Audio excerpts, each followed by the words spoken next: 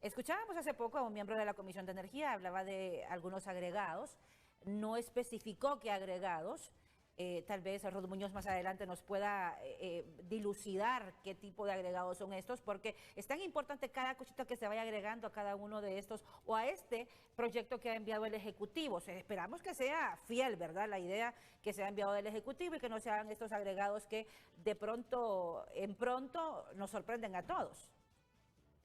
Así es, esperamos que este proceso de socialización que ha sido bueno se refleje en las mejoras para fortalecer el espíritu que el decreto originalmente tenía. Entonces, lo que esperaríamos ver sería más claridad en la elección, por ejemplo, de los comisionados de la CRE, más claridad en cómo se va a conformar el operador del sistema para garantizar que no va a ser capturado por ningún agente del mercado. Tendríamos también que ver en el decreto nuevo más claridad sobre cómo se va a conformar los liderazgos de las nuevas subsidiarias, limitando la influencia política vieja de la ENEA actual. Y también esperaríamos pues ver que se disminuyeron algunos espacios de discrecionalidad, especialmente en cuanto al banco regulatorio de experimentación, que clarifique los límites de tiempos en los que se darían estos espacios para experimentar, a qué áreas únicamente esto aplicaría.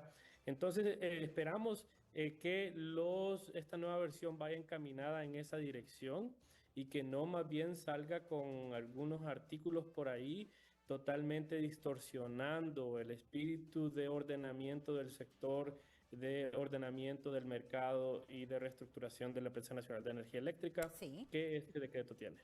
Mire, yo más temprano hoy, porque me interesa documentarme para conocer todas las interioridades y saber qué es bueno, qué no es bueno, qué va a beneficiar al país, pidiendo opinión de expertos como usted. Hemos pues encontrado, y digo encontrado, un documento muy interesante de una ONG, de una importante ONG denominada Sendas.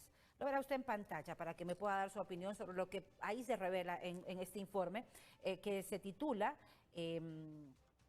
¿Una ley más o la reforma eléctrica de Honduras? Que Honduras necesita, mejor dicho. ¿Una ley más o la reforma eléctrica que Honduras necesita? Esta es una ONG que se ha encargado de analizar este proyecto que ha presentado el Ejecutivo. Es un documento que ha sido elaborado, les repito, por esta ONG, que es una ONG sumamente reconocida y que está en diferentes partes del mundo. Es una fundación enfocada a causas sociales. Se dedica a analizar los desafíos económicos de los países para respaldar el desarrollo, reducir la pobreza y fomentar políticas basadas en datos. ¿Por qué le traigo a colación yo este informe? Vamos a irnos a cierta parte porque es una de las situaciones que más me ha llamado la atención. ¿Podemos bajar, por favor, hasta el inciso 8? Junto a nuestra producción. Y quiero que por favor, licenciado, nos ponga en contexto con lo que usted comprende como experto en la materia y qué significa esto. Dice en esta figura número 8, no sé si la tenemos lista, sí, ahí está ya. Están sobrevalorados los contratos de energía solar, dice. ¿Abrimos? Ahí exactamente. Entonces, vamos a leer textualmente lo que implica e indica y explica este informe. Dice que entre 2014 y 2015 se firmaron más de 20 contratos de energía solar. ¿Atento en qué años? Entre 2014 y 2015. Se firmaron más de 20 contratos de energía solar en Honduras bajo un esquema de precio administrado con incentivos adicionales. Ojo a esto. Con incentivos adicionales sin licitación ni competencia entre generadores. El costo unitario inicial de los contratos estuvo entre $138.8 por megavatio hora y 166.3 también de dólar megavatio hora en el mismo periodo. Pero mire qué situaciones, ¿verdad? Eso para Honduras. Pero ¿qué pasa en otros países según este informe?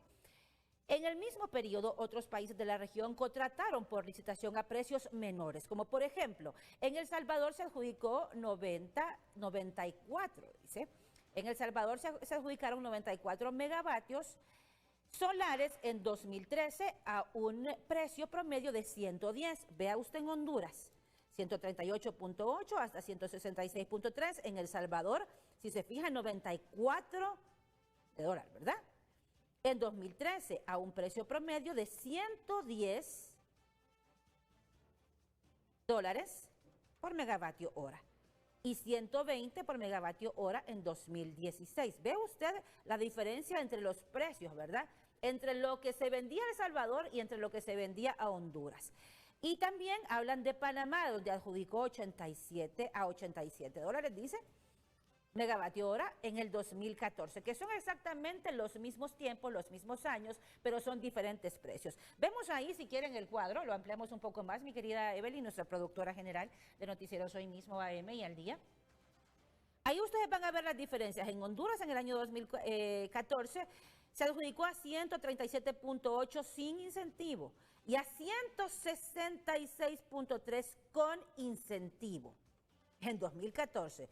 En El Salvador, en 2013, fue una licitación competitiva, mientras en Honduras fue sin licitación, y en El Salvador, en 2013, se cotizó o se logró comprar a 110 dólares, ¿verdad?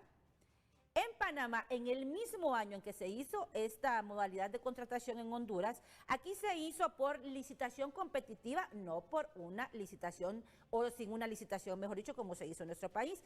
Y ahí se logró un precio de 87.25 de dólar. ¿Qué pasa en El Salvador 2 años después?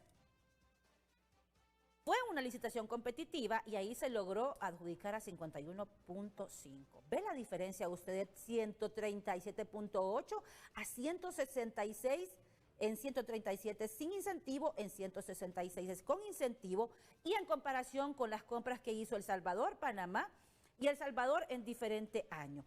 Entonces, es parte de lo que se explica en este informe y que a mí me ha llamado sumamente la atención. ¿Por qué razón? Porque si se fija, en Honduras se adjudicaron sin licitación. Por la vía política podrían ser muchos, ¿verdad?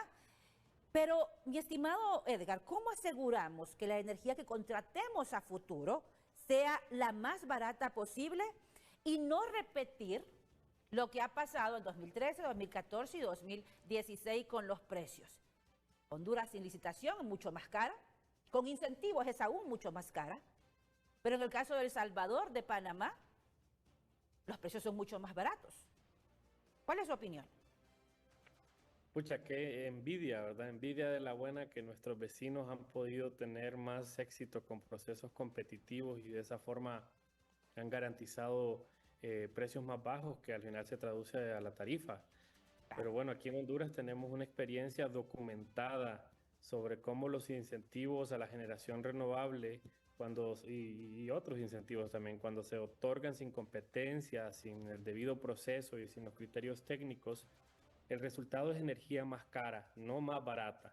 Los contratos solares firmados en 2014 costaron, y ahí la tabla que usted compartía lo muestra claramente, entre 40 y 90% más que contratos equivalentes adjudicados por licitaciones públicas internacionales competitivas en países vecinos en el mismo periodo.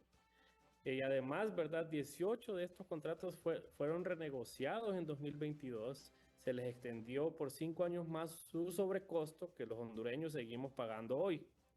Por eso nuestra posición es clara. El tema de incentivos al sector renovable y a otros sectores es legítimo y tiene que resolverse, pero tiene que resolverse bien, con reglas claras, con competencia y eliminando la discrecionalidad que históricamente ha permitido que el precio lo fije quien tiene acceso a las conexiones políticas, no quien ofrece la mejor propuesta. Entonces, esto requiere, en primer lugar, tener un sector ordenado, con instituciones separadas, cada una haciendo su rol, con un regulador que pueda aplicar las reglas de forma independiente, licitaciones competitivas. Lo que no podemos hacer es repetir el mismo esquema otorgar beneficios antes de tener la estructura de mercado, antes de tener la competencia y antes de cerrar las puertas a la discrecionalidad. Esa secuencia ya nos salió bastante cara, la seguimos pagando y por eso es importante que esta reforma estructural, este decreto vaya primero, los incentivos después y con reglas claras. Así que esperamos y estamos vigilando que en este momento en el Congreso no entren temas que no son pertinentes en la conversación de hoy. Pero ¿cómo lograr esto que le decía? Discúlpame la interrupción. ¿Cómo lograr esto que yo le decía? Evitar que nos esté pasando o que nos vuelva a pasar lo que ya nos ocurrió en 2014. Bueno, es que lo principal es tener un mercado ordenado y luego tener un comprador también, la ENE en este caso un distribuidor financieramente pues saludable a lo más que se pueda para que se creen las condiciones para licitaciones competitivas. Cualquier nueva generación debe de venir de licitaciones competitivas con contratos a largo plazo que garanticen precios bajos.